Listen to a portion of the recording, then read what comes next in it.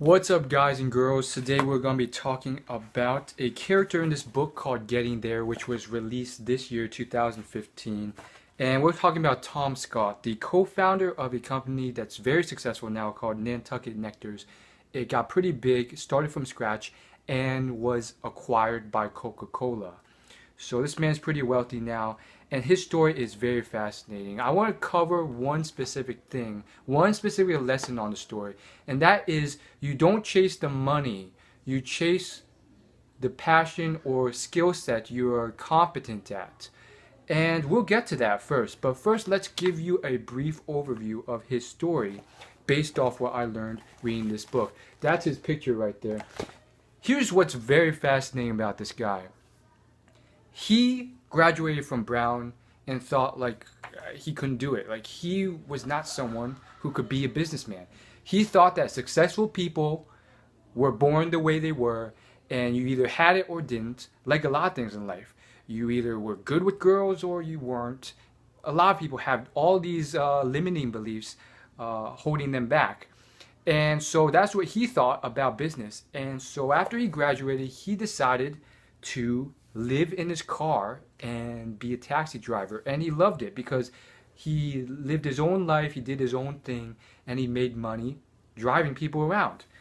And all of a sudden, again, this is a very fascinating story because you hear all these stories about people who make it and they choose to make it, or they're in tough situations and they choose to start something.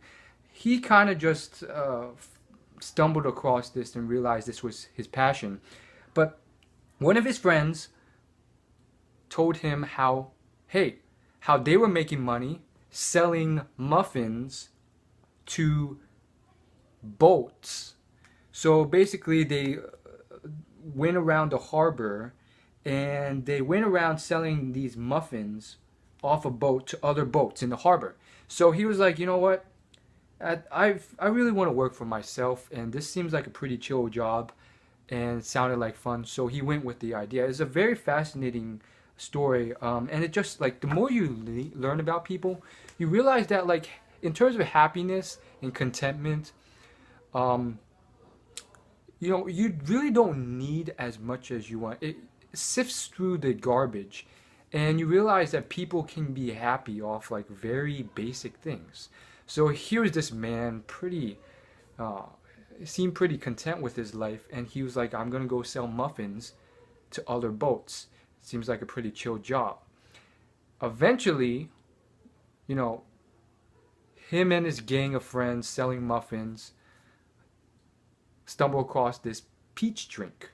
One of his friends went to Spain and then he remembered this peach concoction he had there. So they made an impromptu version of it that wasn't exactly like the original, but it was close enough.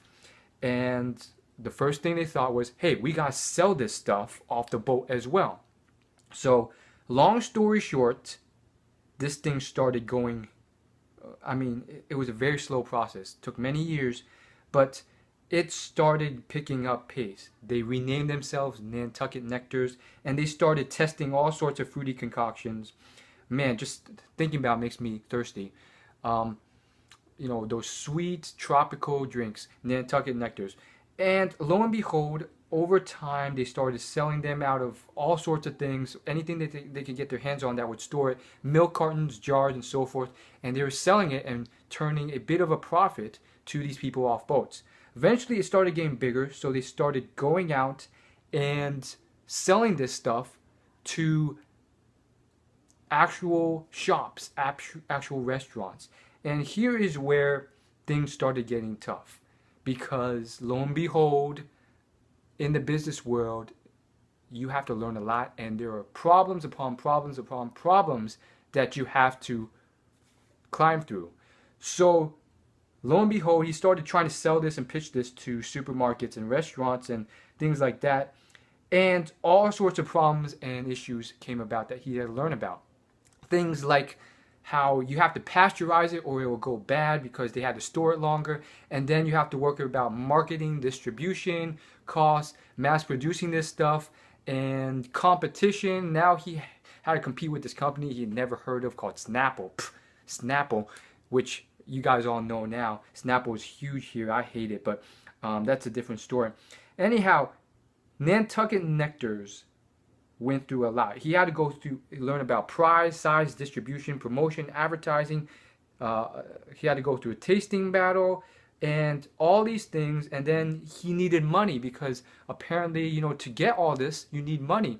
And so he just went straight to the library with his friends with no idea about anything. Again, the beauty of the internet nowadays.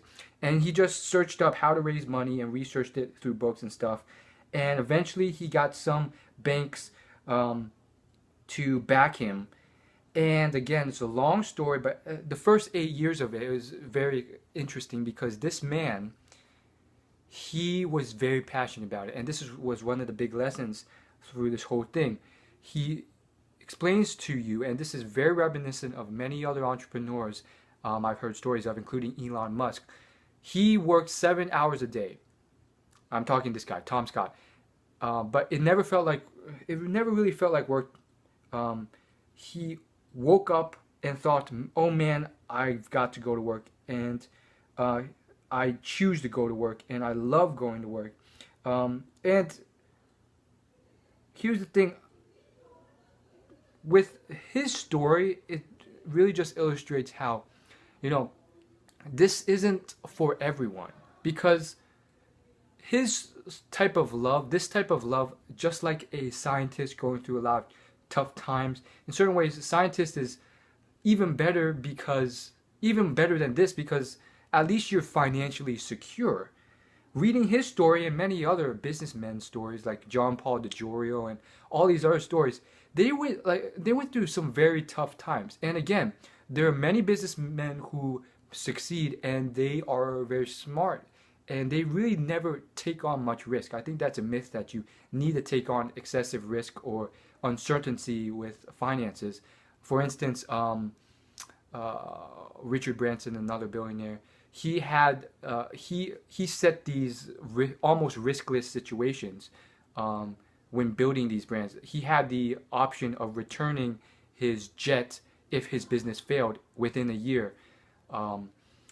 And no liabilities to him. However, reading other people's stories like Elon Musk and John Paul DiGiorio and this man's story, not the case at all. You know, all of them went through situations where they were on their last dollar and they were begging for money for whatever reason. You know, the people that back you pull away. The banks at the last second take away that line of credit that you need. The investors pull out at the last second because your business isn't working.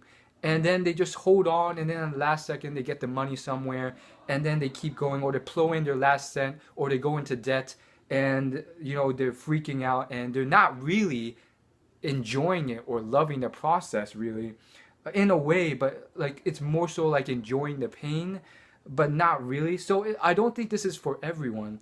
And so he just details all the stuff that can go wrong, because in businesses, a lot of things go wrong.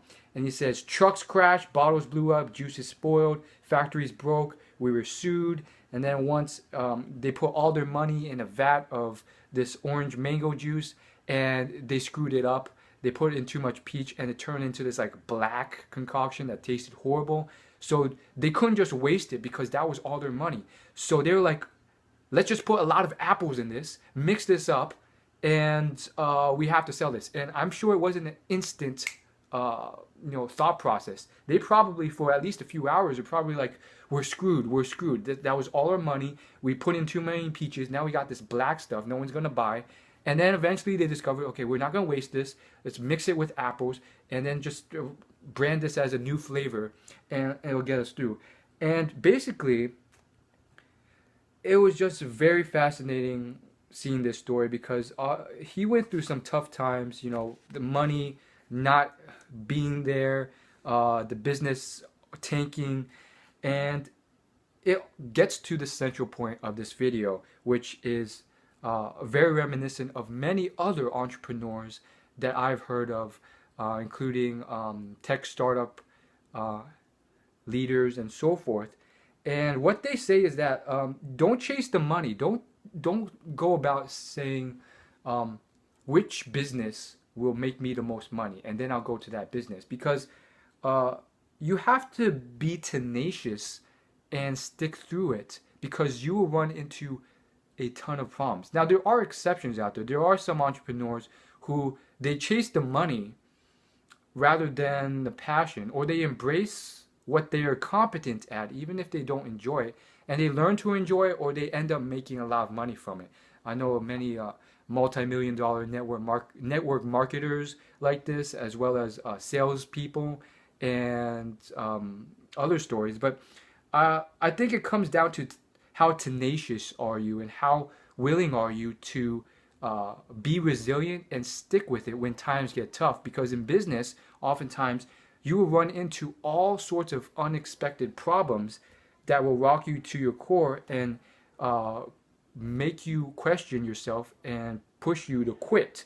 So if you don't have that passion or some other organically strong reason to hold on, I mean, there's so many examples of this. Steve Jobs, he did a commencement speech for, I think it was Stanford, and that's one of the things he said. He said, okay, actually, was it that speech? No, I think he said this when he was sitting down with Bill Gates once. He said something. Regardless, he said that for businesses and what he did, you have to love it, because any sane person would have quit because of all the failures. Any logical person, based off those failures, would have quit. But he stuck in there because he loved what he did, and he did not give up despite the numerous failures and complete, destructions and failed experiments. So you get the point. It all comes down to tenaciousness and how willing are you to hold on. And one of the big ways of doing that is really being passionate about what you do, rather than just following the money. And let me just finish it up with another lesson that he put out in this. And what that is let me see if I can find it. He learned that successful people were really just like normal people. You can be successful. You, as a normal guy, an average person, can be successful. It will not be an easy road, but it begins with the belief that you can. And he learned this through a lot of experiences, one of them being how he met the CEO of Pepsi and realized that he was just a normal guy, and that he, Tom Scott, knew more about the beverage industry than the CEO in certain ways. And it was because he spent a lot of his time in the business on the streets, learning the ins and outs of truly what a beverage company was like. Whereas the CEO of Pepsi, he lived in the boardrooms day in and day out. So it was two different sides of the same business. And because of that, again, I think it's a great reason to really understand the ins and outs of businesses from different perspectives. But basically, he was able to understand the industry in different ways than a corporate leader could from the comfort of his suite or penthouse or office. So I hope you get the point. Thanks for watching this video. And of course, I think it extends beyond just business. Who knows how many limiting beliefs are holding you back, whether it's in dating or your rejections or failures. I think there's many lessons here. Stay resilient. If you keep failing, don't just keep trying the same thing. Look at yourself. Perhaps for instance, in dating, if you are screwing up and failing constantly and doing the same thing over and over, approach, rather than that, why don't you innovate, look at yourself and start, working on certain things about yourself. Are you screwing up because you're boring, uninteresting, you're a creep, you're weird, you look strange, you have no friends, there are a bunch of quirks that you need to smooth out about yourself, and all this stuff is bleeding through, or you pretty much are a loser whether you like it or not, and there's certain things that you can improve on, all these things, rather than just keep approaching and working through it, it's great that you are being persistent, or not giving up or getting depressed about it, but in that specific situation, perhaps there's a bigger issue at hand and you should start changing things rather than doing the same thing over and over again. Remember the quote by Albert Einstein: insanity is doing the same thing over and over again and expecting the same results. You know, everyone says Einstein said that, but I don't think it was Einstein who really said that. Anyhow, thanks for watching. I'll see you in my next video. Peace.